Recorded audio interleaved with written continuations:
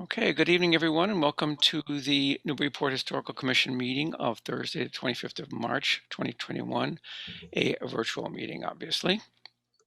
I will begin by doing a roll call for attendance. Let's see who is here, and these are in alphabetical order, so we'll see how this goes. Malcolm Carnwath, have you seen him yet, Caitlin? I don't see him right now. I'll keep Okay, looking for him though. okay, thank you. Mr. Sandrone, Mark, are you here? Mark, not seeing Mark. Okay, not seeing Mark. Mr. Christopher Fay. Here. Okay, you're here. Here. And Mr. Peter McNamee. I know I saw you there. Okay, well, I see you, Peter, but you're muted, so that's why we didn't. If you said something, we didn't hear you. I did say something. Okay, now we hear Present. you. Thank you. Joe Morgan. I'm here, President. Thank you. And Ms. Patricia Pecknick. Here. Thank you. And myself, Glenn Richards, is obviously here. And one last call, and so we appear to be missing Mark Sandrone and Malcolm Carnwath, but we do have a quorum. Let's see, that leaves us with 1, 2, 3, 4, 5 people, so we're good to go. And we have on also on the call Andy Port, Planning Director, Caitlin Sullivan, Planner, and Gretchen Joy taking minutes. Mark Sandrone has just arrived, Glenn. Oh, good. So Mark, we haven't really started yet, so I'm gonna go ahead and can you just check your audio when you get a chance, Mark? Make sure we can hear you. Here. Excellent, we heard you, thank you. And we see you, thank you. Excellent. Okay, so a couple of quick rules and things. Only the commissioners will have the audio enabled by default, and we'll enable one member of the public at a time during public hearing periods, of which there may be one tonight. Applicants or their representatives will also be unmuted during for their presentations, and also for any response to public comment and so on. Now, if there is a public comment period, if you wish to make a comment, you've got to, the way you're recognized is by raising your hand. That's a function in the Zoom meeting software. You should find it somewhere on your user interface. It depends on whether you're using anything from a Windows machine to a Mac to an iPad to Android, whatever. There's slightly different. There's some slight differences, but you should find somewhere on there that you can raise your hand, and that's how you know we know that you want to speak, and then we will unmute you. And please note that you will also need to unmute yourself on your end in order to be heard. All right, so we unmute you and you unmute you. And if you're using a telephone to call in, it's *9 to raise a hand, *6 to mute and unmute. Okay, and also a reminder for my dear commissioners, if you're making a motion or seconding one, do mention your name so it's easier for Gretchen to get the right person for the minutes. Okay. So without further ado, we have a demolition delay application on the agenda here for 29 Harding Avenue. The applicant is seeking a determination of historical significance only tonight. In other words, they don't have any plans for either reconstruction, construction, addition, whatever. So let me just give a very brief explanation, and if you have your flow chart, you can sort of follow along. And I want to go through this this first decision again, because it can be a little confusing, because when the first step is it historically significant? But there's sort of a part B to the first step, which is if and only if it is historically significant, we also have to determine if it's considered for preservation or not. If we deem it to be not historically significant, then that's the end of the story, done deal. No further action required on our part, and they are allowed to get a demolition permit. If we decide it is historically significant, we need also to decide secondarily, is it to be considered for preservation or not? Typically the ones that are not, in my memory, they've been things like outbuildings that are like pretty much fallen into the ground and things like that. Usually it's a condition issue. I don't think we're dealing with that here, so well, we'll see how that goes. But anyway, that is the sort of the second part. And to make things simpler or easier, it might, we might take those as two separate votes just to keep things on the up and up. And I see my colleague and Vice Chair Patricia has a hand up. Did you want to ask a question or make a comment, Patricia? Yes, I want to ask a question. So is this a new kind of vote, or is this just new to us? Because we used to say historically significant or not, but now we're adding historically significant and considered for preservation as one vote, or historically significant but not considered. Yeah. In other words, I've never heard this before. Yeah. So Okay. And it's a fair question, because I think what you may be recalling is in the past, we would typically, that first vote would be whether or not it is historically significant and considered for preservation.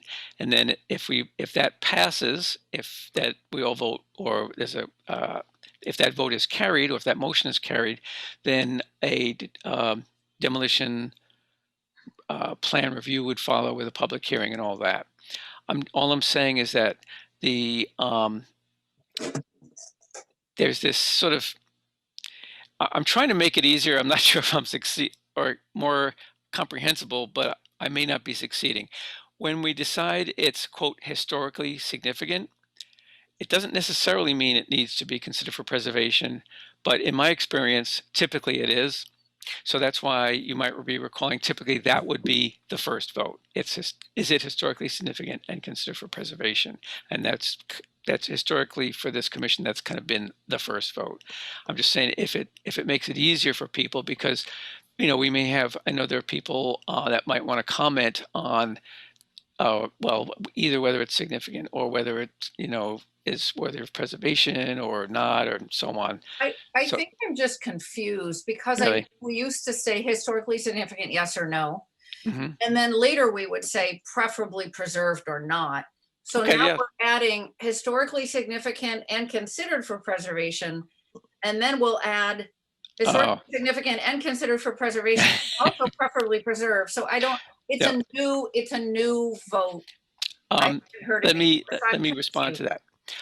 What you actually said is exactly what I'm proposing to do. Only use the words preferably preserved instead of considered for preservation. The ordinance actually says considered for preservation, but we've always used the term preferably preserved. So that's exactly what I'm suggesting we do. Have the vote on is it historically significant or not, and then the vote on whether it's. Okay. I thought we were introducing a third vote or something. Yeah. Okay, sorry for my. Yeah, no, that's quite all right. I know there is a lot of confusion around this, and I see Joe's got a hand up too. Did you have a similar concern or question, Joe? I just wanted to ask, the zoning map shows this as R2, but I don't see it as being in the overlay district. So could you remind us why we're actually looking at it? So, well, I may defer that. Because it's not the demolition delay ordinance applies to the whole city. Very good. Okay. This is not a demolition control overlay district or DCOD issue. It's just a straight demolition delay issue. Straight demo. Okay. Thank you. Yeah, that makes sense. Okay. Everyone kind of clear on all that? I know can be confusing. Okay. So there we go. So anyway, let's see. The applicant, I think, is here, right? Is that I see a Nat Norton in the attendee list, and Caitlin has enabled your audio. So if you would like to talk to us, Nate or Nat, on this, you would just need to unmute yourself locally, and we should be able to hear you. Okay, thank you. Can you hear me now? We can hear you. Okay. Thank you, Mr. Chairman and members of the board. Yes, I've submitted an application for a demolition permit for 29 Harding Avenue. Mhm. I've provided in my checklist here, cover letter, the zoning determination from the planning department, photos of the building, and some additional information that I think is going to be useful to follow with this application. The structure itself is, well, the assessor has the property, the building identified as the year built as 1869. It's pretty clear that this building wasn't built quite that long ago. The first record card or field card that was, conducted by the assessor was in 1969. And at that time, in 1969, on that field card, there was a note on the field card that stated that the structure was previously a camp from Plum Island. And so I think, I don't know why maybe the assessor would have dated the year built 100 years earlier than the first time, the structure was actually inspected by the assessor. I guess it's certainly possible that it was, I don't know whether I would put that as 100 years earlier, but it doesn't appear that this building is quite that old. The kind of physical characteristics of the building, the construction material and so forth are more modern lumber that would have been used, kind of post World War II. The structure itself today is the exact same dimensions and everything that was noted on the field card in 1969. Prior to having access to that field card and doing some deed research, noted that the property was, first sold in 1921. This area of Newburyport was subdivided in 1920 and known as Mosley Park. And the lots were sold off. There were, some of them were very small lots, and they were sold off at 4 or 5 or 8 at a time. So this one lot was sold in 1921 to last name of Duffy. That was in, 1922.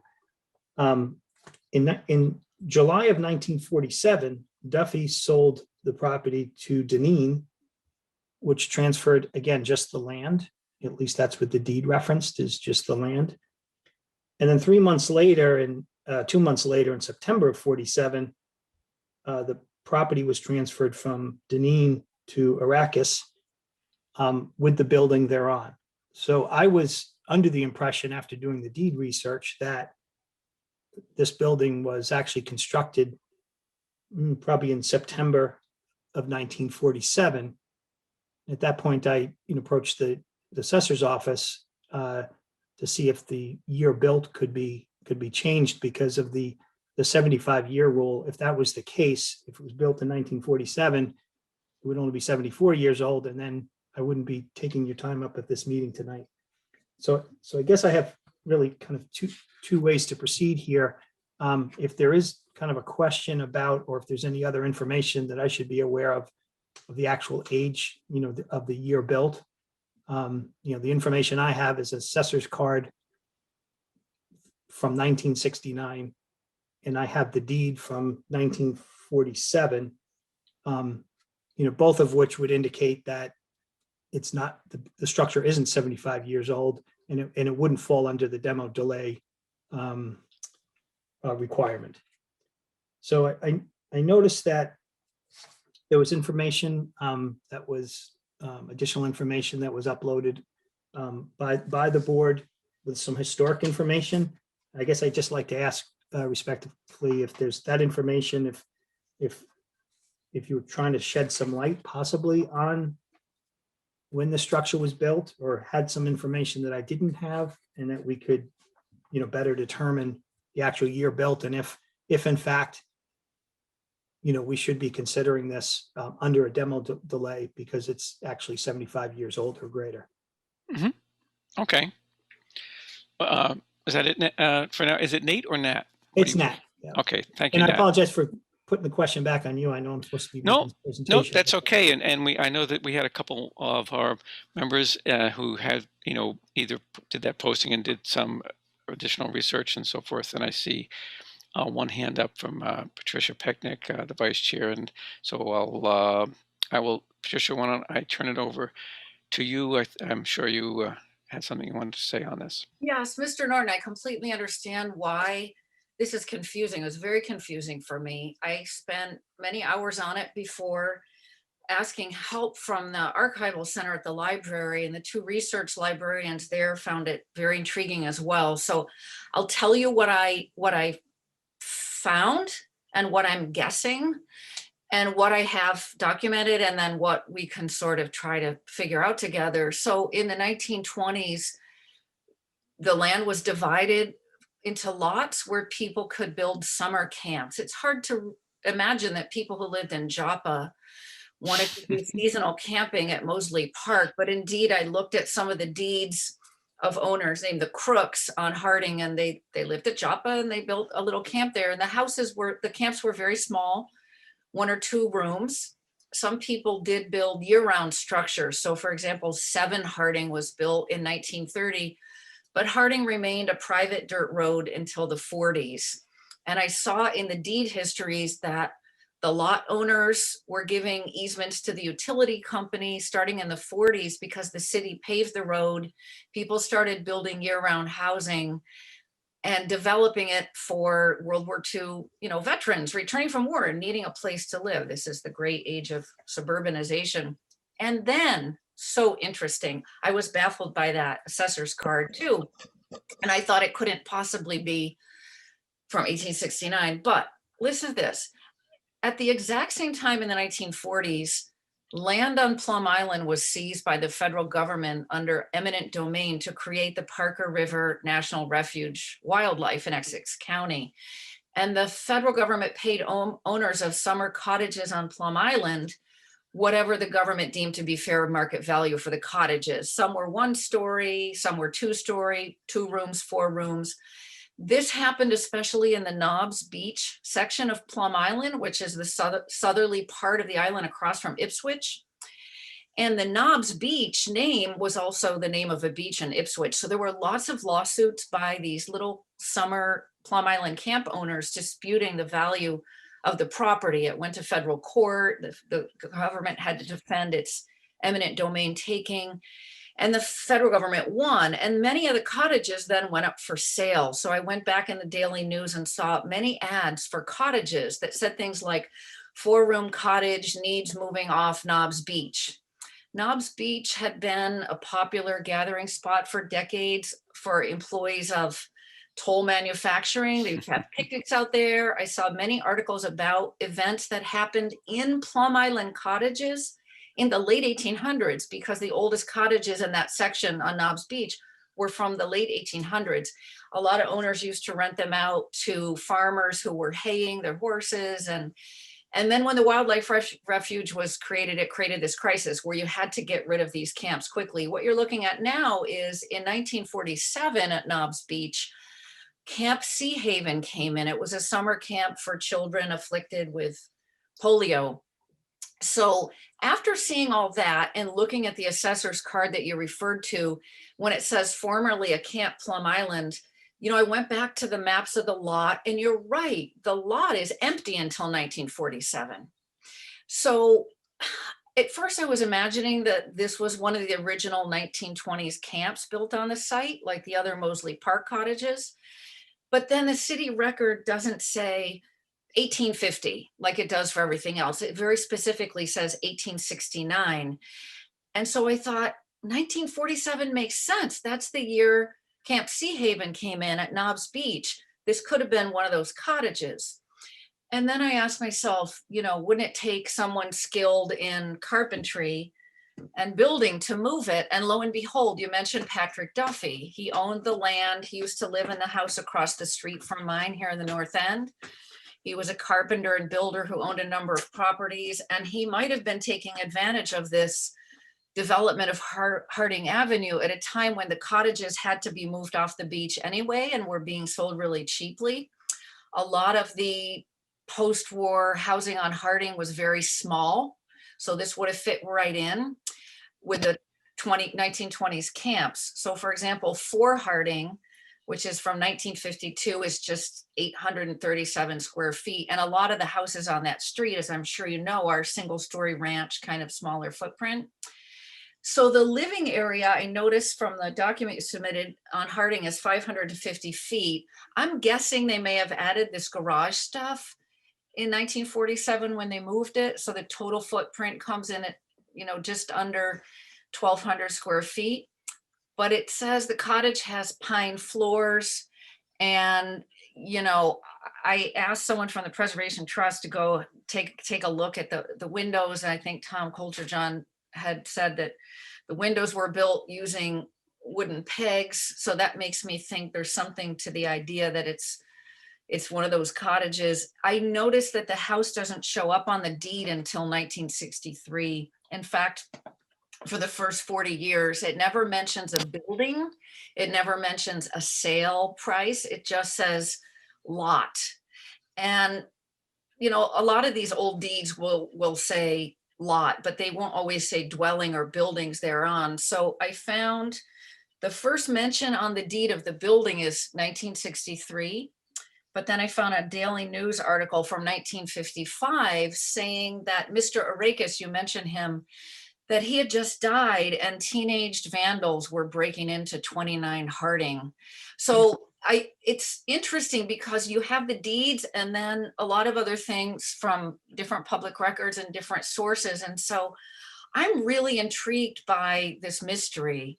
And I would like us to do a site visit to see what the heck is going on here. It's this tiny little house on this giant double lot.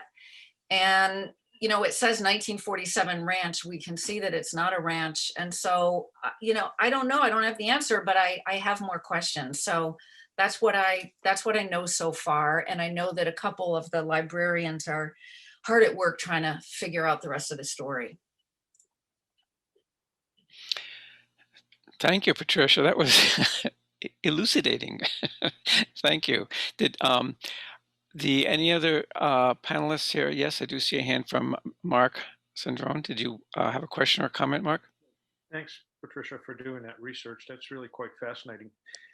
Is there any record of the architectural features of the camp at Knob Beach that would potentially correlate to what we have with the building on 29 Harding Avenue? Is there any record of that? No, a friend of mine lives out on Plum Island in one of the camps that was moved. So I just asked him, like, send me some pictures. I want to see. They were the picture I showed of Camp Sea Haven. I kind of included that to show that these little 1 or 2 room things were on little foundations, right? And then it wouldn't be, right? These little camps, they're just set up on these little pillars, right? Mm. And then when they were moved, it wasn't terribly difficult to move them further back.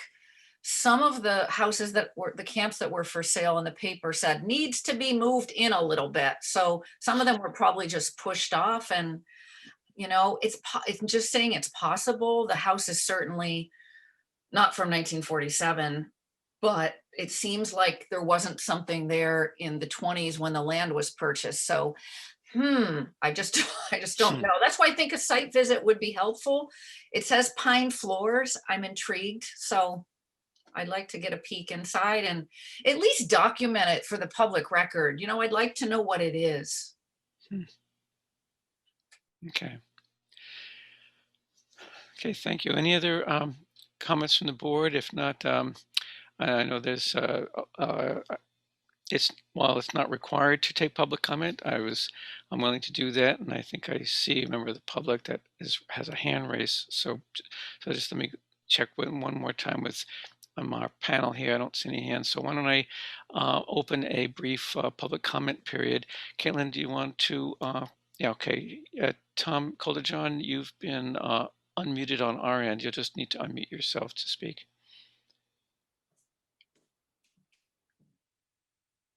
Hello, can you hear me? Yep, we can hear you, Thomas. Thank you. Thank you. Tom Coulter-John, 64 Federal Street, co-president of the Newburyport Preservation Trust. Thank you for the opportunity to speak. 29 Harding presents a real but very interesting challenge. Newburyport has rapidly lost and continues to lose its small, affordable historic housing. The pressure to develop ever larger houses is immense. Sometimes the decision to demolish a small building makes sense, and sometimes it does not. The challenge on 29 Harding is we don't know exactly what we're dealing with. From the outside, it looks like a modest house, but the age is not readily apparent. I would hate to see a historic house torn down without full knowledge, or at least the knowledge that could be readily obtained. When I was on the Historic Commission, we regularly did house visits with the homeowner's permission, of course. The easiest way to determine a house's age is to look at the basement and the attic, where often the framing is visible. Documentation certainly helps, but it's not always available. What Patricia has uncovered about the property and the house itself is just fascinating to us on the trust.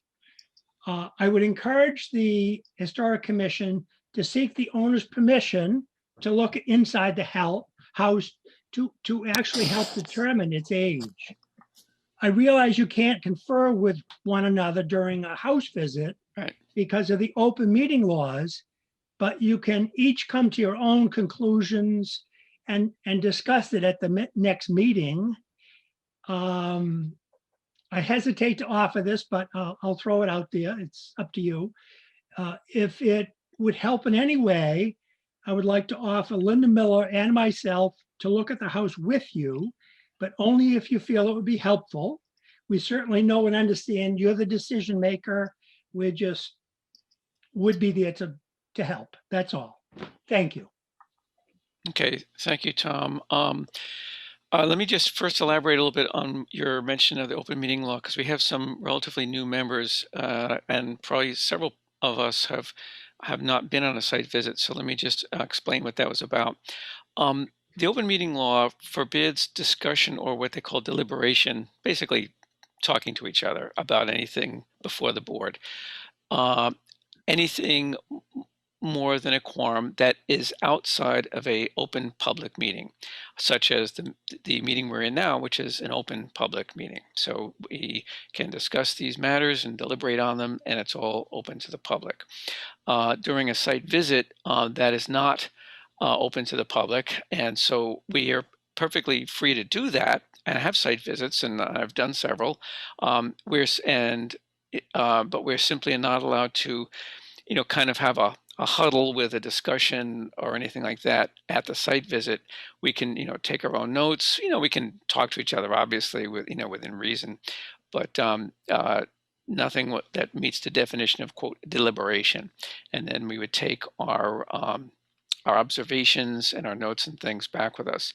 And regarding your offer, Tom, I would certainly be open to that, because I know that, if I'm not mistaken, Linda is still an architect or maybe a retired architect. Yeah, she's a retired architect, and Okay. her specialty And- has always been preservation of early buildings. Right, and I know, and Joe Morgan is also a retired architect, and and as much as I've tried to educate myself on elderly buildings, I know you guys have gone through a lot more than I have, and probably can add to that. So I personally would not be opposed to that. We'll probably need to, well, we will take a vote on whether or not we want to do that. All right, thank you very much, Tom. And if you're done, you can put your hand down. Thanks. Okay, any other members of the public have a comment before I close that portion of the meeting? And if not, okay, I will then formally close the public comment part of that meeting, and turn to my fellow panelists here. Do any of you have a and I see that I do see your hand is raised again. We will give you another opportunity to speak, so fear not. Let me turn to my panelists here. Does anyone have a any comment or question or regarding what's been said so far, either by Patricia or Nat or Mr. Caldejon from the Preservation Trust? Patricia, yeah. Just want to say, I know there is no basement, so that makes it easier. Oh, We don't have to yeah. have the basement. It also makes it easier to believe that it was moved there. Yeah, I was aware of that too. Yeah, thanks. Okay. Oh, okay. So, someone, Chris Fay, did you have a question or comment? Yeah, I just want to make a quick comment. So first of all, thank you, Patricia, for putting that all together, because that makes it fascinating. When I first looked at the house, it didn't look like a post-World War II house. It looked odd, right? It's odd on the lot, as she said. It's a big lot, and it doesn't make sense that nobody would have built at least a slightly larger sort of typical ranch or Cape house. So it seems to me that it's at least a 1920s type of house, and I'm an amateur, but and it could be older. So I think that, and I'm fascinated by the garage, or whatever we want to call that, because that doesn't look like a typical garage. That looks like a farm building to me, just that somebody possibly moved. So I think we probably need to maybe explore this a little bit more, considering the fact that it may very well be not just something that was moved from Plum Island, but it could be part of one of these camps that would go back. And so who knows? So that's all I wanted to say. But Okay. Would any other comment? If not, I'm thinking the chair would entertain a motion to request a site visit with Mr. Norton, if he can do that. Is there enough interest to support such a motion? Yes. Okay, I'll take that as a so moved. Yes, so moved. Thank you. Okay, is there a second for that? Second the motion. I'm sorry, is that Mark, I think? Yep, I'll Yeah, second it. thanks, Mark. Before we take the formal vote, Nat, just so you're clear on this, this doesn't affect, but basically what this would allow us to do is make a more accurate determination. Quite honestly, I suspect a lot of us are just plain curious as well. Maybe before we formally take this vote, though, I should just check in with you that obviously either you or someone who has access to the premises would need to be available there to assist us with something like this, a site visit. It would be obviously at your convenience, and we would try to work around that, and whoever could make it will make it, and so on. So is that something that you are okay with? Yeah, yes, if that was necessary. Yeah. Yeah, we think it'd be helpful. So I do appreciate your cooperation with that. Okay, so having said that, let's go around for a vote here. And Caitlin, I'm assuming we still don't have Mr. Conroth, right? We'll assume he's absent. Right, I don't see him. Okay. All right, so let me take him out of the roll. Okay, so going around alphabetical order, Mark Syndrome. Yes. Okay, thank you. Sorry, wrong key here. Just trying to make a note of these votes. Mr. Fay? yes. Okay, Patrick McNamee. Excuse me, Peter McNamee. I fell back to my old habit there. Peter? Yes. Okay, thank you. Joe Morgan? Yes. Okay, Patricia Pecknick? Yes. Okay, thanks. And I'll vote affirmative with that as well. So let's see if we can't. Now we do have some timely constraints here.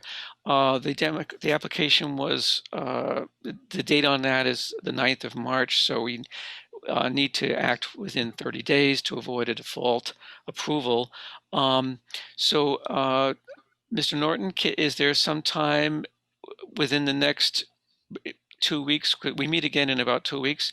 Is there some time between now and then that we could do this visit so we can make a final vote at our next meeting, so you can know which where you are once and for all? Yeah, I mean, I could entertain a site visit, as soon as possible. If you need to make a vote though within the 30 days, a determination, is that what you're saying? Would that have to happen before the 9th of April then? Yes, and we meet, I believe we meet on the 8th of, do we meet the 8th of April? Yes. Yes. Oh, Yeah. okay, all right. So, that yeah, would al- so that- we would that- just, we would be able to squeak it in there. Okay. To Um, that. It just, I had some other comments. I just didn't know if it was appropriate. If you said I'd have a chance to add some more information if I can. Oh, yeah, we'll give you a chance to do that. Let's try to finish up on this. What time of day works best for you on that? I generally work from Newburyport. So if you want to throw out a couple of dates and I'll see if I can accommodate. Okay. Is towards the end of the day, does that work for you? If you're Sure, working, if you're yep. working like around Yep. 5 o'clock or so? That'd be fine. Okay. Does that work with most of our panelists here? I'll clear my schedule, man. I'm curious. Well, I know you do work some evenings, like I think it's either Wednesday or Thursday. No, I will make sure that I'm available. Okay, we've got a choice of days here because Nat is local, so we can do it a day when you're not going to be stressed out because you also have. Whatever works for him, because he's being gracious and accommodating, so it's right up to him.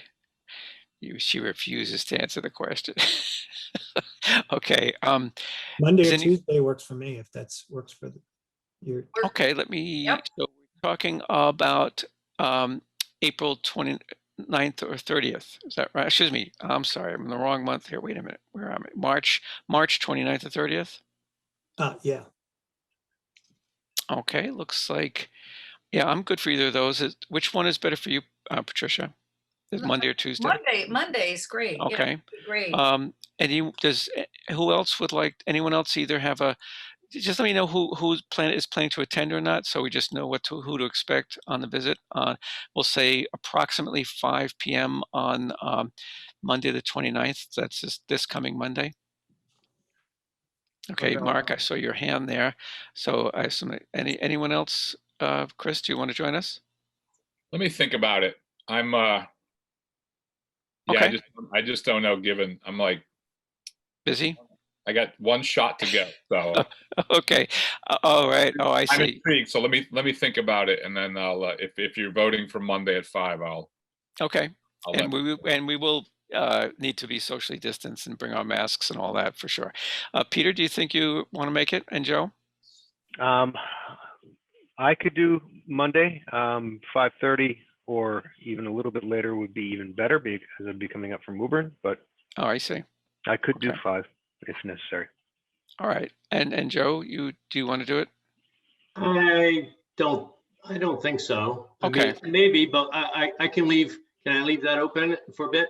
Yeah. That's all right. I just wanted to get an idea. It's not absolutely necessary to pre-register, so to speak. And one last question, Nat, could we make it 5:30? I think that might actually be That's fine with slightly me. better for me as well. Yep. Okay. So 5:30 Monday, and I wrote %30. And that's March 29. I believe that's the date my wife gets her first vaccination shot. Now, Nat, go ahead. Did you want to make some other comments? Yes, I did. Just a couple of things that were mentioned by the public and other board members. Okay.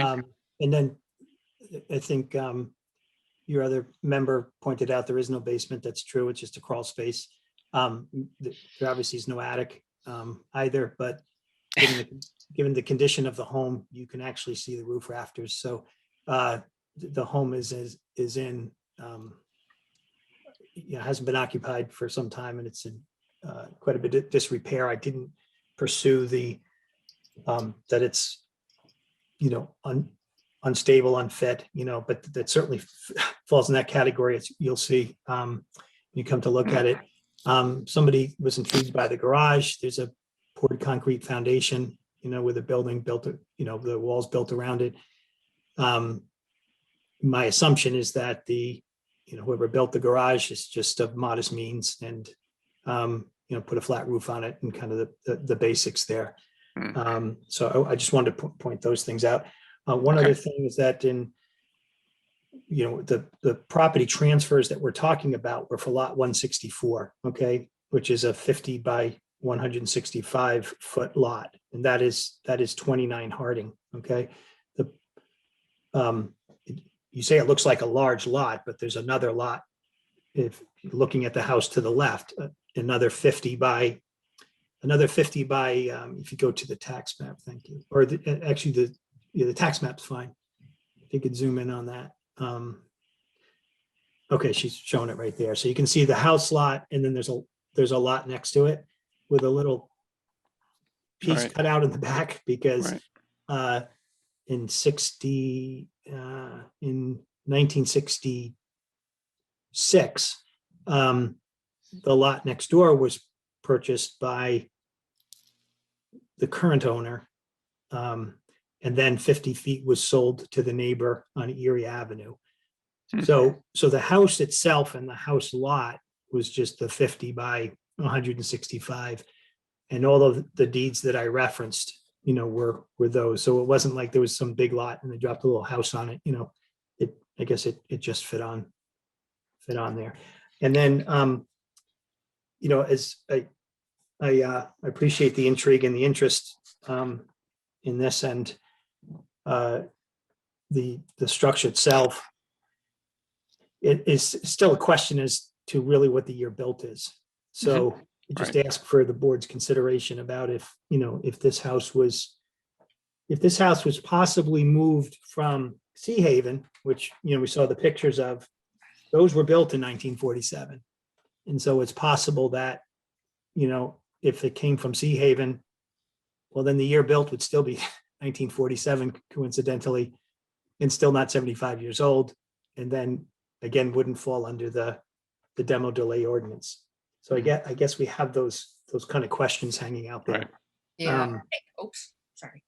I think, Mr. Norton, I was saying perhaps when the Knobs Beach cottages were moved, they were moved from the area that later became Sea Haven. That's all I was speculating. Could have happened. We don't know. We don't know. I guess that's why we want to peek. And I do understand it's got some hasn't been inhabited for years, and I what it looks like inside. We don't. I'm sure there's a lot going on, a lot of neglect. I just want to kind of get a better sense of the date, just so we know what it is, really. But I understand. I appreciate that. Okay. Well, thank you very much, Nat, and please, we do sincerely appreciate your cooperating with us and being able to make yourself available to do the site visit. We do appreciate that, and I know, and Tom, if you or Linda can make it, that's perfectly fine with me. And I see a hand, Mr. Christopher Fay. Did you want to say something? Yeah. I should have added this earlier, but I've said this before. We're getting, maybe it's not relevant in this case, maybe it is, but we're getting closer. We're really in the year of 75 years after the war.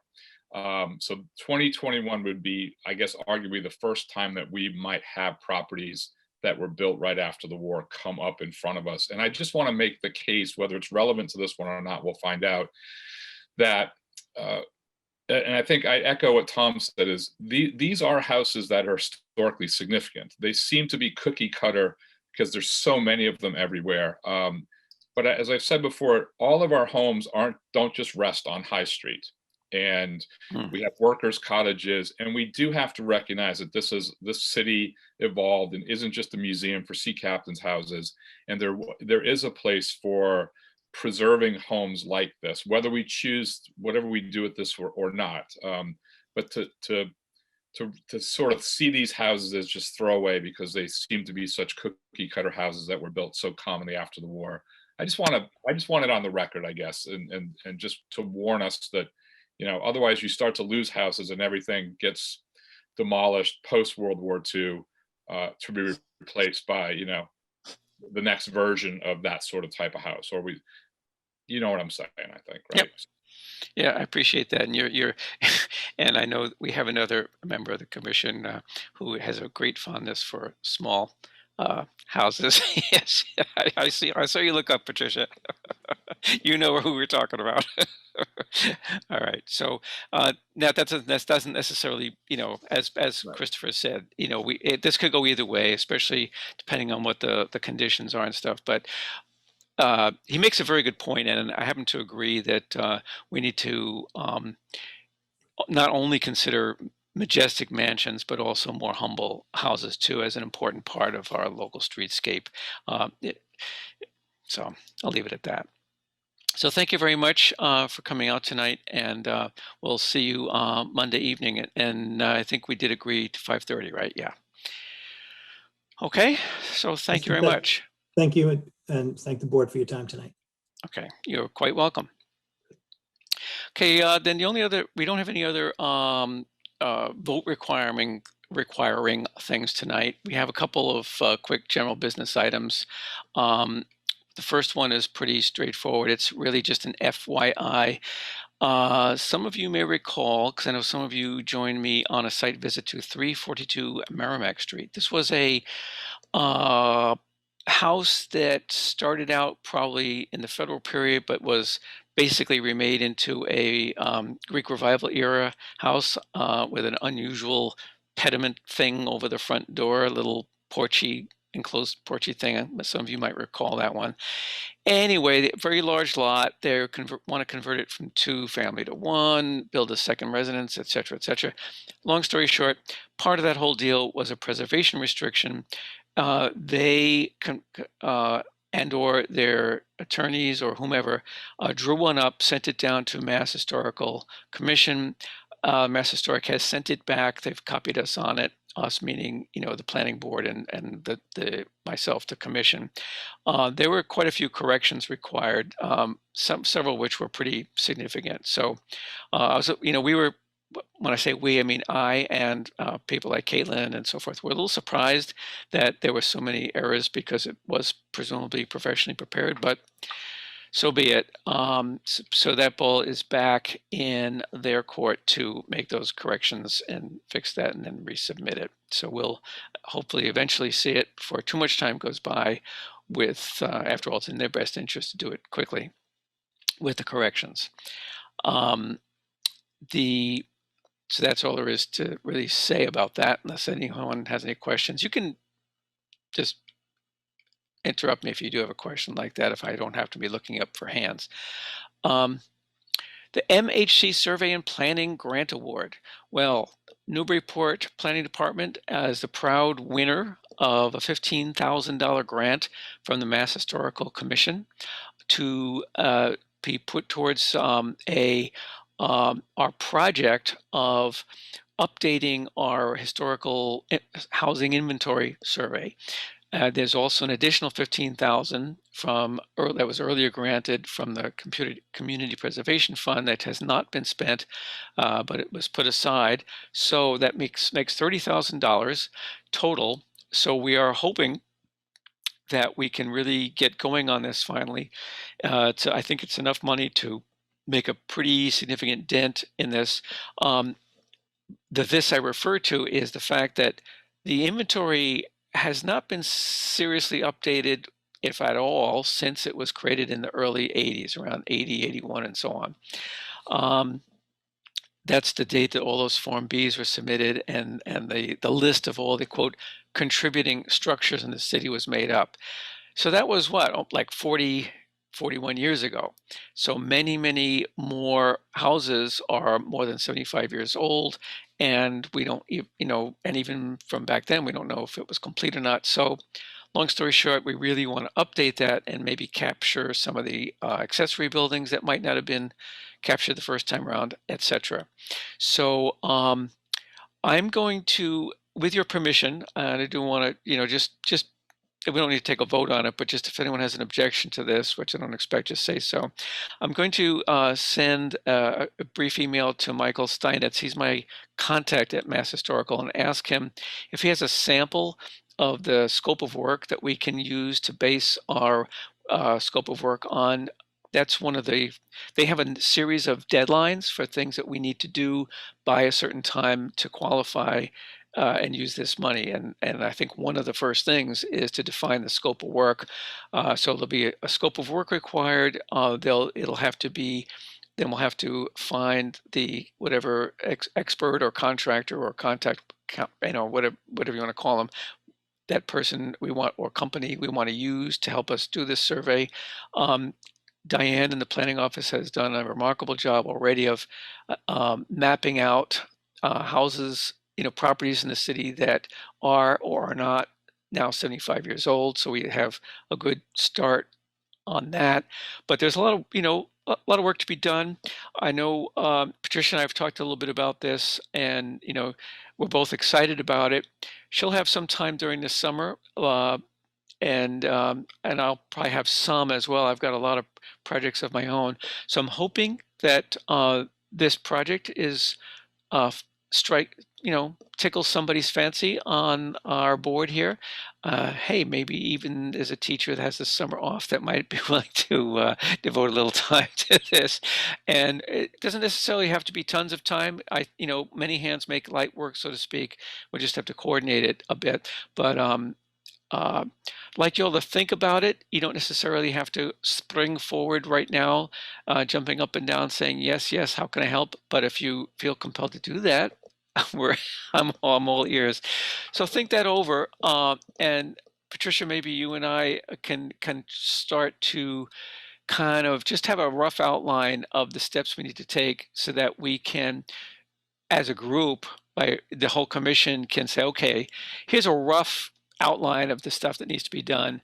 Where might you be able to plug yourself in to help out with this? And so I need to collect. I know we've got various little bits and pieces of information floating around, like consultants that have been used in the past or not, and this and that. So we need to, I'd feel more comfortable if we can at least get that information all kind of pulled together in an organized way so we can get going on this. Yeah. Chair Richards, this is Andy Port. Would you mind if I just interject a comment or two about this? Sure, absolutely. After all, it's actually your guys' grant. So go ahead, Andy. No, sure. Thank you. No, it's a collective effort. So we're glad to have the additional money, of course, to cover more properties. I just wanted to try to get sort of a finer line, I guess, on the specifics of where the commission could be helpful in getting to the end result of this project, which is, I presume not only updating some Form Bs, but more particularly, I think, to your comments earlier, Glenn, adding more properties to the inventory with Form Bs that may then be better protected under the ordinance, which is something that the City Council could address. So I just wanted to mention that as far as the actual project itself, to keep it simple, you're right 100% that we need some assistance from the Historic Commission and any others, the Preservation Trust and others in the community, Historical Society of Old Newbury, anybody who can help with gathering information on these properties. But I think the first priority, like Glenn said, and we can distribute the information again, is, and go over it with you, is the inventory of properties that are not yet covered by a Form B. Letting us know which of those structures. I think realistically, the best thing for us would be to have a list in sort of priority order of the properties to pursue with the consultant. Because again, the consultant's job is to prepare a draft of these Form Bs for our review. So I think it would make sense to have essentially a priority listing for that, because we want to cover as much ground as possible. And as Glenn mentioned, we're looking at the scopes of services for other contracts that have been issued by other communities for this work more recently to see how they've structured it. But the bottom line is we want to stretch those dollars as far as possible. Right. So if we have a ranking from you, that makes it easier for us to tell where to put the priority for the consultant. And again, I assume the focus is adding Form Bs as opposed to updating ones maybe, but we defer to you on that. But if we have that priority and you can spend some time on that as members or collectively, then we can tell the consultant what to do on that. The rest of the scope of work for the consultant, I think we can put together. But I do think it would be helpful to have, again, if members have the time to assist with this level of detail. And I know some of you could perhaps do it because you're of your passion, if not because your schedule's already busy, is to actually, look at those properties maybe individually, or at least spend the time when those Form Bs come in to sort of proof them, if you will, see if there's anything you think needs to be tweaked, right? So Yep. that's where something with the staff just do not have the time to do some of those things, nor should we necessarily be the ones that are picking the properties where, the priority should be focused. So so those are the things I think would be helpful to us, and the rest of it we can kind of keep efficient so that there's, less process that has to happen to get to the end result that we all want. So. Yeah, thank you, Andy. And I'm glad you kind of reminded me about some of those early discussions we had around prioritizing these. So, yeah, I'm picturing in my mind almost once, as a first step, okay, here's it'll probably be a long list of housing or structures that are candidates to be added, but we want to get the biggest bang for the buck, so to speak, by prioritizing the most important, or the ones that we as a historical commission find most in need of getting protection, right? So that's where the expertise on this board can come in handy. And I can imagine things like maybe each of us maybe taking a few blocks or whatever, and just doing drive-bys or whatever to see to try to prioritize these, because maybe in the interim, some of those houses have either been, already, overly modified. Who knows what's happened? We don't have to get into all the gory details, but yeah, is that kind of what you had in mind, Andy? Us helping with the prioritizing the ones that we think are most in need of protection. Yeah, that's great. That's Yeah. perfect. And I will defer to you on how you want to break it off. There's, Yep. there's so many structures in the city, of course, and so many of them are historic. Yep. But again, for us, the bottom line is the most important thing that we cannot solve, I guess, in addition to sort of proofing or reviewing all the Form Bs that may, come back from the consultant for comments, is the ranking of them, right? Mhm. We really think that should best come from the Historic Commission itself. Okay. So. Yep. And I assume you heard my comment with my brief email to Michael Steinitz about a sample scope of work. I did speak to Caitlin about that, and she agreed that would be helpful. Would it be your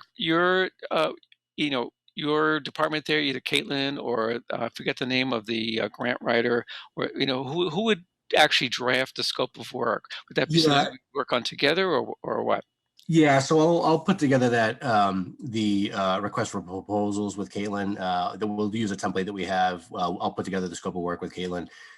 So we'll take care of that. It's the ranking of them that is either, and again, we're going to look at the structures of how other communities have structured their fee proposals, because you can either say up front, we want X number of properties covered, and you get a price proposal for that, or you could ask for a proposal based on the cost per Form B, essentially. So Right. There's different ways of structuring that. We want to see how other communities might have done it to sort of get the best bang for their buck, and as you mentioned, checking with MHC to see their experience on that.